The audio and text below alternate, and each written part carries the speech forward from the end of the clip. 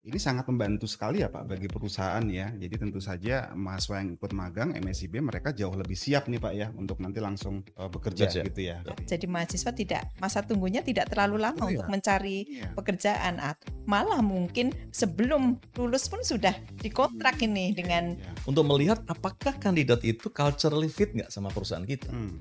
belajar sambil merasakan, tentu kan jadi ada internalisasi, Harus melihatnya ini sebagai peluang untuk membangun talent pipeline strategy.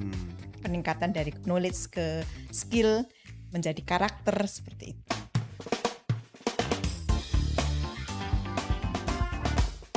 Assalamualaikum warahmatullahi wabarakatuh. Salam sejahtera, salam sehat untuk kita semua. Saya Rangga Almahendra kembali bergabung dalam program Tokso Kampus Merdeka. Dan sebelumnya kita telah membahas tentang program MSIB, Merdeka Belajar Kampus Merdeka, utamanya terkait dengan experiential learning atau pembelajaran berbasis pengalaman. Experience is the teacher of all things, katanya begitu. Pengalaman adalah guru paling berharga. Nah, cuma ada satu pertanyaan nih yang sampai sekarang mungkin masih jadi banyak pertanyaan di kalangan dunia kampus, prodi gitu ya, utamanya. Apa sih manfaat yang bisa dirasakan prodi dengan mengirimkan mahasiswanya untuk ikut program magang? Nah, Bu Suning pasti bisa jawab nih. Ya, tentu manfaatnya banyak sekali. Kalau kita lihat dari sisi program studi, yang pertama karena ini program memang untuk peningkatan kompetensi mahasiswa dan memberikan mahasiswa supaya punya pengalaman yang lebih di luar kampus, maka yang pertama, tentu, mahasiswa-mahasiswa dari prodi ini semakin meningkat dan juga prodi punya impact, punya dampak yaitu, employability. Jadi tadi mahasiswa bisa cepat terserap ke dunia kerja. Kemudian yang kedua manfaat prodi dengan adanya kerjasama dengan mitra-mitra tentu bisa di-follow up untuk kegiatan-kegiatan yang lain. Demikian juga adanya kolaborasi-kolaborasi misalkan dari sisi penelitian, meningkat untuk juga pengabdian kepada masyarakat dan seterusnya. Jadi dinding-dindingnya itu sudah mulai Menurut ya Bu melt ya? ya, Iya, sudah mulai saling connect gitu iya, ya. iya. Itu. Kemudian yang berikutnya tentu, kalau dari sisi administratif itu akreditasi. Iya, Ya karena akreditasi itu kan sangat terpengaruh dengan, dan juga, salah satu yang didorong adalah indikator kinerja iya. utama IKU. Betul, karena Ya, IKU itu sekarang juga menjadi Hmm. trending topik ya Bu ya di kalangan kampus perguruan tinggi, dan tentu saja program MBKM ini juga dirancang salah satunya untuk membantu ketercapaian IKU iya, universitas itu ya Bu iya. ya. Baik, menarik. Nah, mungkin itu untuk prodi Bu. Nah, bagi mahasiswa nih, karena kan banyak juga mahasiswa yang sekarang eh, mungkin membanding-bandingkan gitu ya, antar angkatan gitu ya, kok dulu saya nggak ada magang, sekarang ada magang gitu ya. Nah kira-kira apa nih Bu yang ingin Ibu sampaikan kepada adik-adik mahasiswa nih ya, yang Mmm, mungkin masih mikir-mikir nih untuk punya aktivitas di luar kampus gitu Bu? ya. Ya, untuk teman-teman mahasiswa nih ya, untuk magang yang kita desain di dalam program Kampus Merdeka ini, eee sudut pandangnya berbeda dengan magang yang sebelumnya. Kalau magang sebelumnya itu kan hanya sebentar, sebulan, 1,5 bulan, 2 bulan, yang kalau mungkin dari mitra itu istilahnya bahasa Jawanya itu maknyuk gitu ya. Baru kenalan sudah Maknya. pulang, Iya, iya. jadi maknyuk.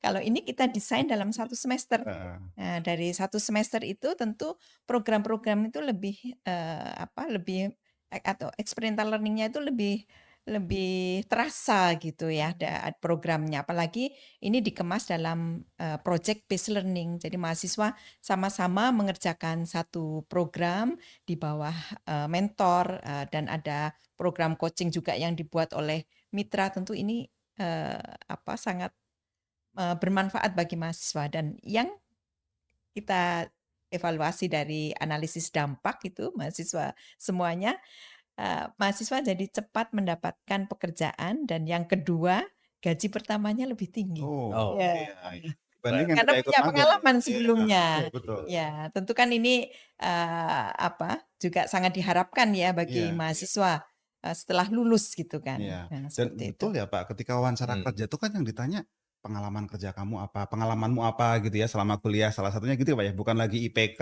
mata kuliah apa, betul nggak sih, Pak? Iya, itu salah satu cara, para HR manager itu menseleksi. Ah, Biasanya mereka itu selalu mencari portofolionya ya, pernah hmm, punya pengalaman apa. pengalaman ya. Karena dari apa yang dikerjakan di masa lalu itu, dari dia bercerita, itu akan Hmm, ketahuan kira-kira, soft competencies apa yang terkandung di balik itu. Nah, hmm, makanya dengan magang tadi ya, termasuk SIB juga, maka kalau ada wawancara seperti pertanyaan seperti itu, mereka tidak grogi lagi, mereka bisa cerita dengan gagah berani. ya, Saya sudah magang di perusahaan ini, saya bikin innovation project ini, dan saya hmm, present di depan board of director misalnya gitu. hmm. Itu interviewnya langsung kelopak-kelopak gitu kalau udah, wah, langsung, ya sudah ini calon yang gua cari, nah kira-kira gitu. Aduh, jadi pengen masalah lagi saya, Pak. Pengen bikin acara kelompok-kelompok, Pak. Iya ya, menarik. Jadi, ada education, ada experience, dan tadi mungkin exposure juga ya, Pak, ya, bagi mahasiswa. Jadi triple E nih, Pak. Nah, yang menarik tadi kan Bapak juga menyampaikan, bisa penguatan soft skill tadi itu ya, Hmm, expose. Karena betul. memang ini satu hal yang juga mungkin perlu ya, Ya, kita harus, berikan kepada mahasiswa nih, Pak. yes. Nah, tadi mungkin Bapak juga cerita tentang project based learning ya, untuk membangun itu. Bisa diberi contoh nggak, Pak? Project base-nya tuh seperti apa sih, Pak? Iya. Jadi sebelum saya, menjelaskan mengenai contoh project based learning itu, jadi selalu orang bertanya, "Itu soft skill itu ngajarinnya bagaimana?" Hmm, Soft skill itu jangan dibayangkan diajarin di kelas, suruh ngapalin, no, cannot.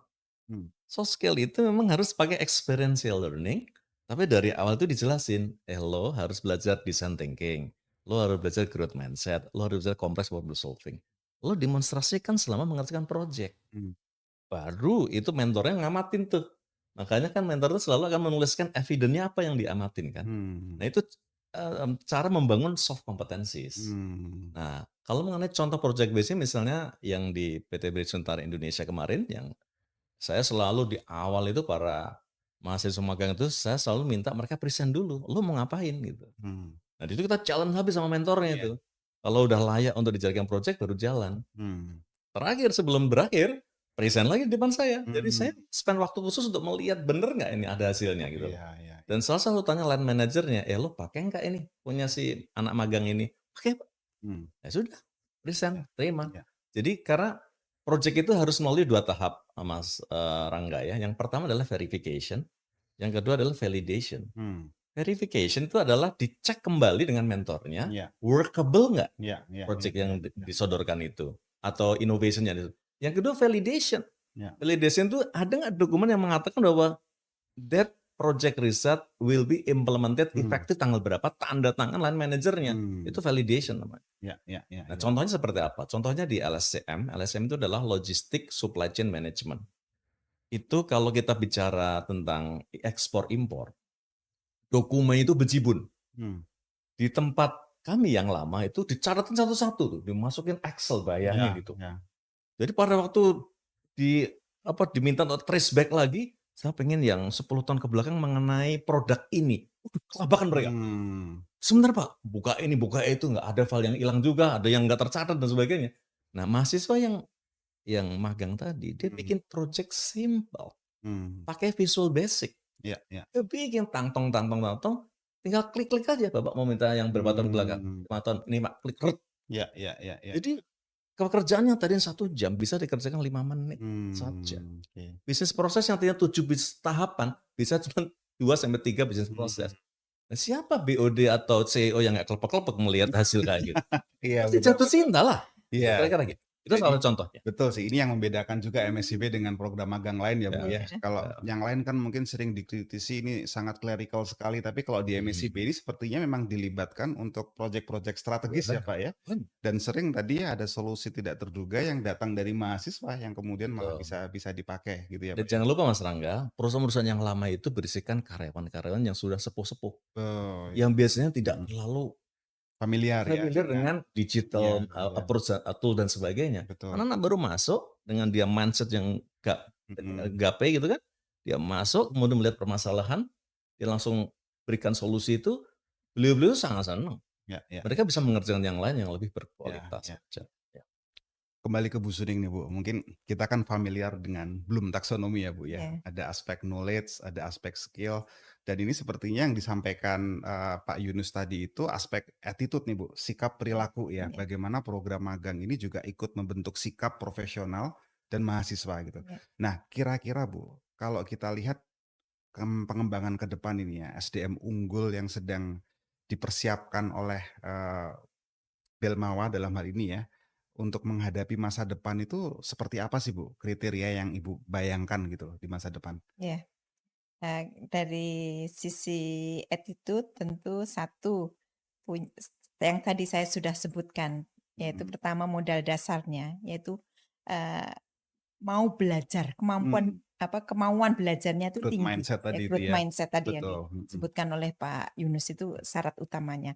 Kemudian yang kedua tentu punya attitude positif. mhm, Attitude positif itu bisa direpresentasikan, bisa didemonstrasikan, mereka bisa iya, berkolaborasi dengan betul, semua pihak, ya, bisa komunikasi dengan orang yang lebih tua, bisa berkomunikasi dengan orang yang lebih muda, iya, teman sebaya, seperti itu. Kemudian bisa menyampaikan mhm, menyampaikan,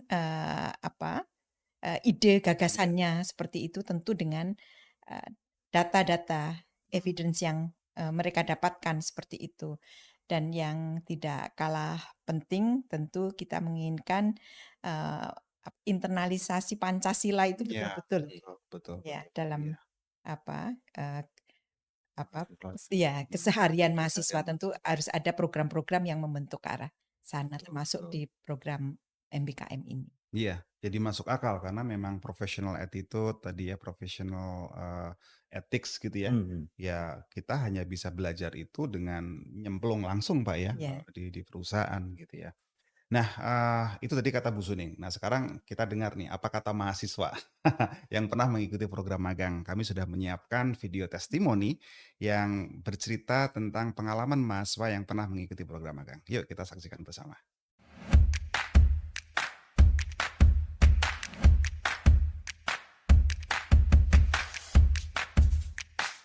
Yang pertama tentunya persaingan yang makin ketat ya di era yang sekarang. Soalnya kita lihat bahwa mahasiswa-mahasiswa saat ini diperlukan banyak skill, soft skill maupun hard skill, ya, agar bisa bersaing di masa depan nanti. Karena sebenarnya ini magang pertama saya, jadi tentunya cukup banyak tantangan ya Kak ya. Yang pertama harus cepat dan harus tepat. Itu merupakan pressure yang cukup berat bagi saya. Namun seiring berjalannya waktu, saya sekarang sudah terbiasa dengan hal tersebut. Oke, menurut saya MSIB itu program yang sangat menarik ya dari pemerintah, khususnya dari Kemendikbud, karena itu benar-benar membuka pintu untuk mahasiswa bisa mengikuti magang dan juga studi independen.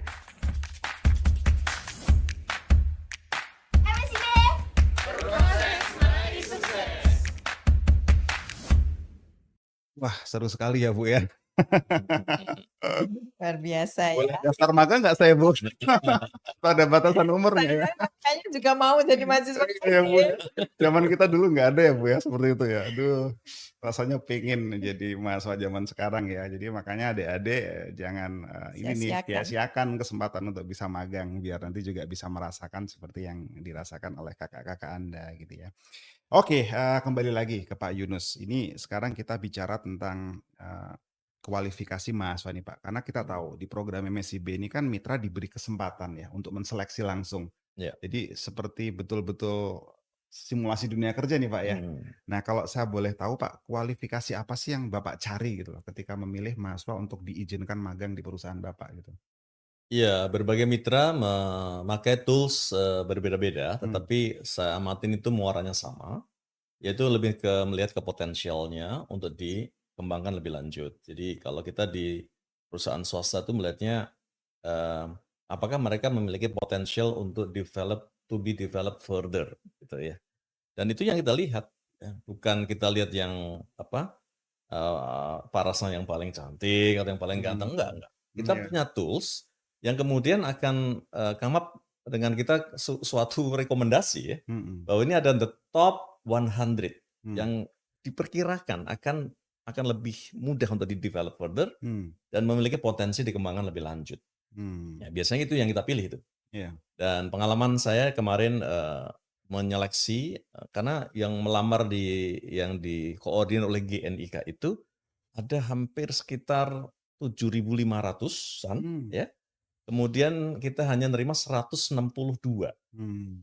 Jadi menurut saya ini sangat kompetitif dan kita sudah memakai tools rekrutmen, memakai AI dan di situ ada ya tes gitu ya yang mengekspos mereka untuk mengisi sehingga akan terpotret. Hmm. Kira-kira siapa yang paling berpotensi untuk mudah Hmm. dikembangkan?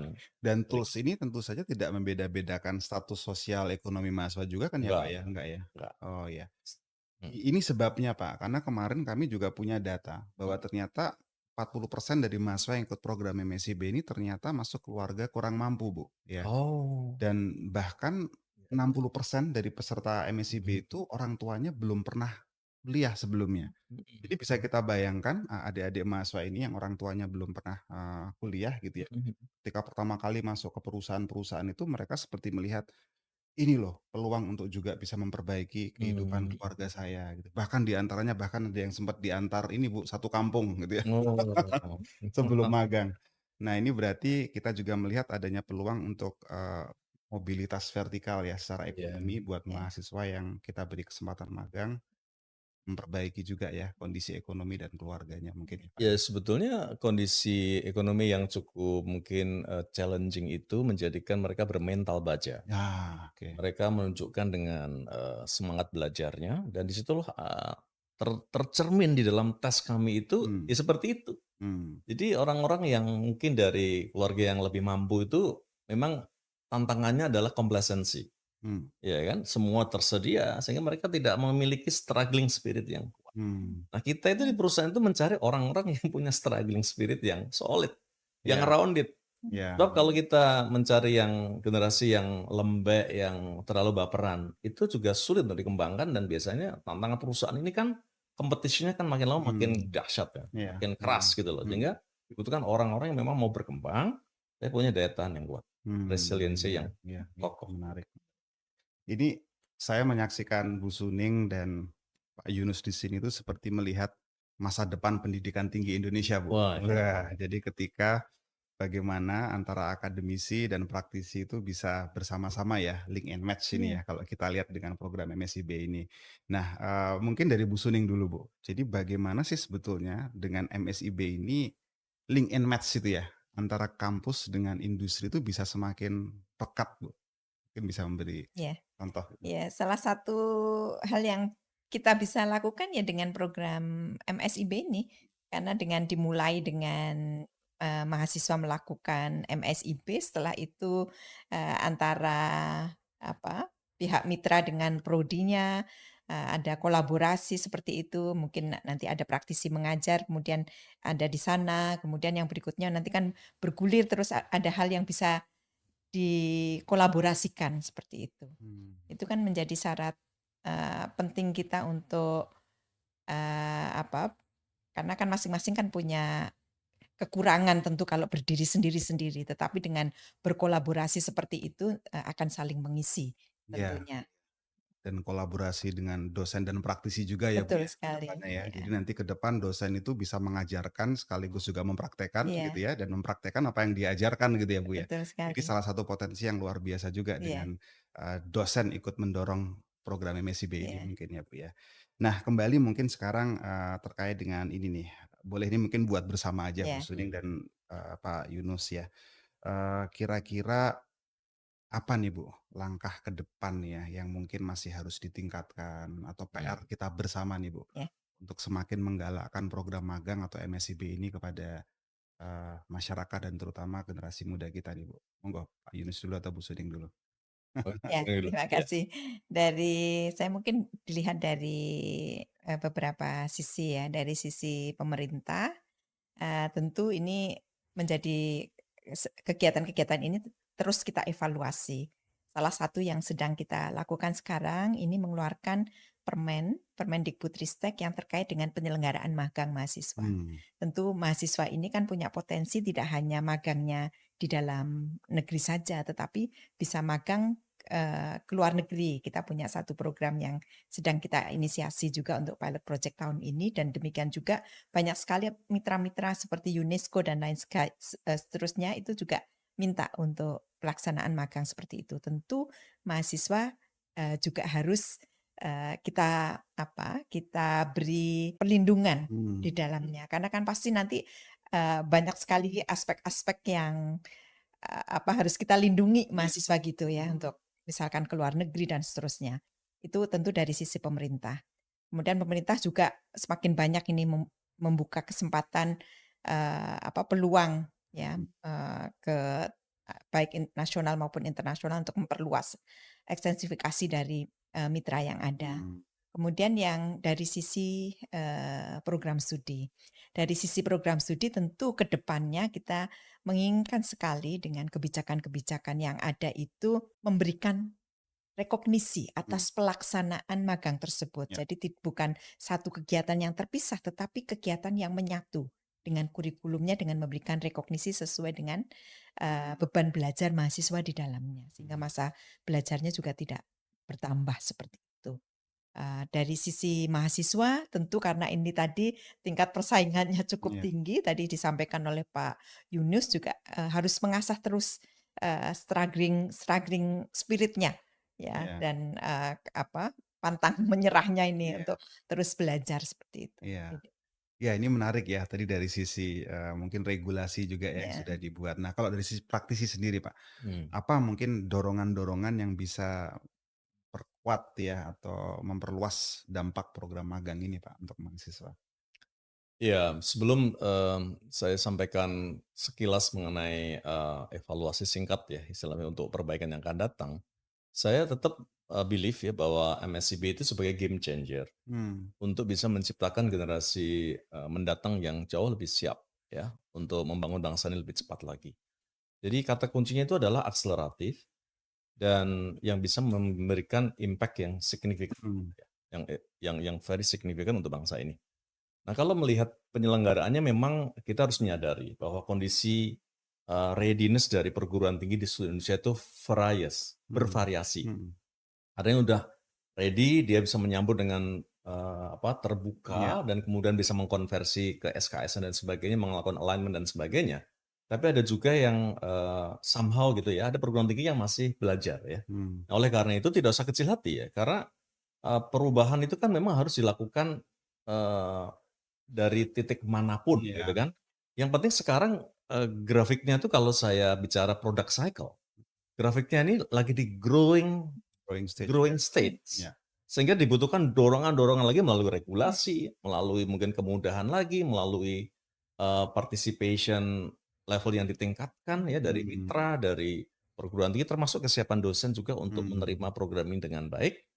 Dan tidak boleh lagi ada mahasiswa yang kemudian merasa tidak mendapatkan manfaat dari program ini. Karena dari testimoni yang saya tanyakan ke setiap yang ikut di perusahaan saya sendiri, itu semuanya positif.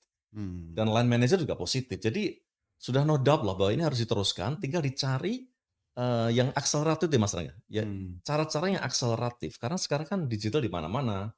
Sekarang kita emerging technology juga sudah available. Jadi mestinya itu bisa mendongkrak ini lebih cepat lagi dan tetap dijaga tone-nya itu. Pace-nya itu harus dijaga di growing stage tadi.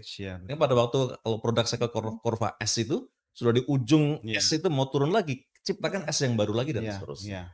Jadi seharusnya itu yang harus dilakukan. Betul. Dan apalagi kalau kita bisa menunjukkan kebermanfaatan program ini Pak ya. Harapannya akan semakin banyak yang bergabung supaya yang growing itu bisa semakin terakselerasi gitu ya Pak. Benar. Nah, bicara tentang manfaat ini Pak, tentu saja kan bukan hanya untuk mahasiswa ya, dan Bapak sendiri juga merasakan selaku mitra gitu ya, banyak hal positif gitu ya. Apa nih Pak kalau saya boleh disimpulkan? Kalau dari mitra satu, bahwa introduction untuk emerging technology atau digitalization itu tercipta tanpa kita invest apa-apa. Karena mereka membawa itu ke tempat kerja kita. Betul. Dan memberikan edukasi kepada staff-staff kita yang udah lama di situ, yang barangkali tidak terlalu terekspos untuk belajar digitalization maupun emerging technology. Ya kan? Yang kedua juga perubahan working climate ya. Karena dengan mereka tahu kok ini ada anak-anak muda yang potensial nih. Iya. Diajak ngomong sedikit langsung nyambung, Iya. diajak sedikit langsung Iya. cepet gitu loh, Iya. gercep gitu kan. Iya, iya, iya. Sehingga mereka, wah kalau gue gimana nih kalau Iya. nggak seperti itu gue bisa tersisih nih kayak gitu. Jadi ada new competition landscape yang tercipta. Iya. Yang ketiga ya tadi, yang mereka create itu dipakai oleh perusahaan Iya. untuk simplifikasi, untuk mempercepat proses kerja dan Iya, sebagainya. iya. Apalagi yang keempat bonusnya tadi ya, Prof. Iya. Suni. Ini kita dapat talent. Mhm. Nanti kalau saya butuh di LSM tadi contoh tadi, saya udah bisikin tuh ke CEO saya ambil anak ini nih. Oh Hmm. nanti ada lowongan. Iya, iya. Jadi saya udah kenal dan dia Iya, juga iya. waktu closing speech di itu juga menyatakan begitu, Pak. Terima kasih kesempatannya. Kalau bisa saya direkrut Pak. Jadi ya seperti itu ya sudah Iya, berarti kan iya. nih gayung bersambut Iya, kira-kira gitu. iya, iya, betul. Nggak usah nyari calon yang dari mana Betul. melalui iklan kemana-mana dan sebagainya yang Iya, rumit gitu loh. iya, Sudah tersedia di depan mata. iya. Dan ini sejalan Bu Suning dengan kajian yang kita lakukan ya di tim Hmm. Kampus Merdeka ini, kami melakukan analisis ROI Pak, Social Return on Investment. Oh, Jadi oke. kita mencoba mengukur, mencoba merupiahkan ya berapa sih sebetulnya kontribusi mahasiswa atau nilai inovasi yang dibuat oleh mahasiswa selama magang. Ya. Dan hasilnya tuh angkanya mendekati 140 miliar Oh. menurut mitra ya. Jadi sedemikian besar inovasi yang dibuat oleh mahasiswa yang dikontribusikan selama mereka magang ini Bu. Itu hal yang Belum luar lagi biasa kalau sekali. perusahaan itu memakainya bertahun-tahun ke depan. Oh iya, itu bisa panjang lagi nanti ya. Baik, Ya. tapi mungkin untuk lebih lengkapnya kita perlu mendengarkan juga deh ini ya beberapa testimoni dari mitra yang perusahaannya ikut dalam program ini. Kita saksikan bersama-sama.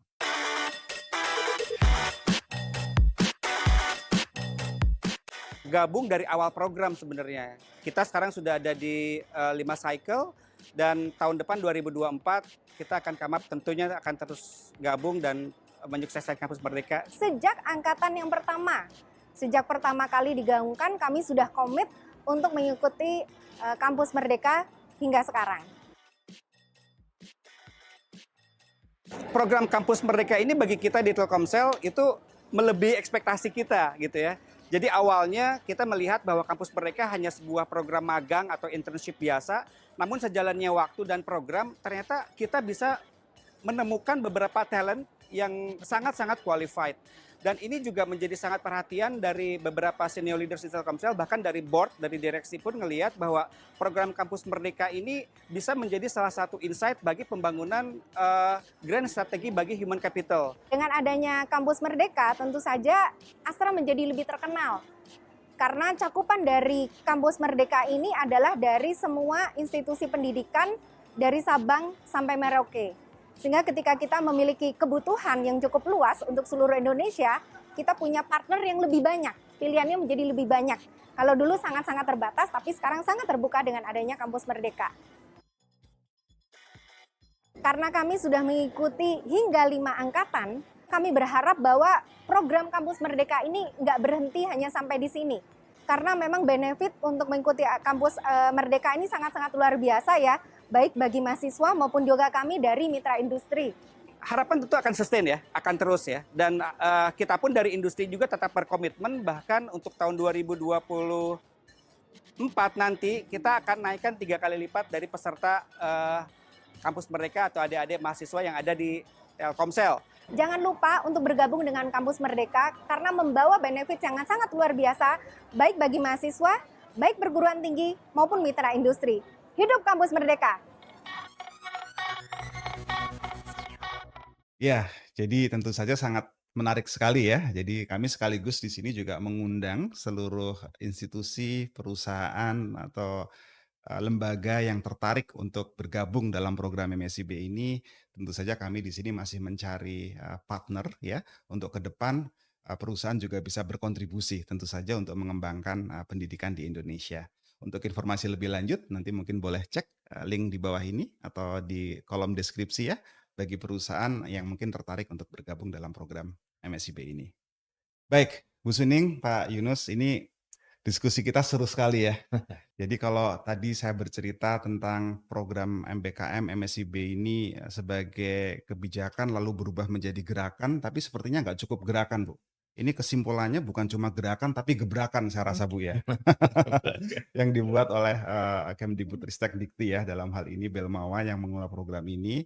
Dan tentu saja masih banyak PR ya Bu ya yang harus kita kerjakan bersama, dan tentu saja kita harus melibatkan semakin banyak pihak untuk bisa mendukung program ini. Betul. Baik, saya Rangga Almahendra, kita akan hentikan dulu diskusi kita, tentu saja masih akan banyak diskusi-diskusi yang lain tentu saja dalam program Talkshow Kampus Merdeka berikutnya. Sekian dari kami, Assalamualaikum warahmatullahi wabarakatuh. Waalaikumsalam.